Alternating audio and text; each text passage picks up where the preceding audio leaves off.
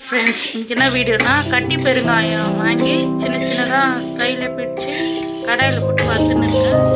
தூள் பெருங்காயம் வாங்கி யூஸ் பண்ணுறத விட நம்ம கட்டி பெருங்காயம் வாங்கி நம்ம இந்த மாதிரி வறுத்துட்டு மிக்சியில் சின்ன ஜாரில் போட்டு நல்லா நைஸாக அரைச்சிட்டு நம்ம அது சேர்த்துட்டு வந்தோம்னா உடம்புக்கு நல்லது.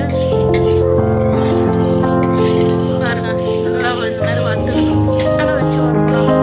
நம்ம கொஞ்சம் அருமையாக இருக்கும். இதுதான் உடச்சி அப்படியே போட்டு தூளாக இருந்தால் தான் எடுக்குவாங்க.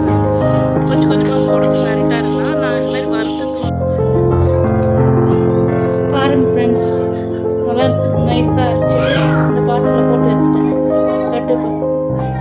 பாருங்கள் ஃப்ரெண்ட்ஸ், நல்லா நைஸாக அரைச்சி இந்த பாட்டிலில் போட்டு வச்சுட்டேன். கட்டி பெருங்காயம் வாங்கி நான் தூளாக அரைச்சி வச்சுருக்கேன்.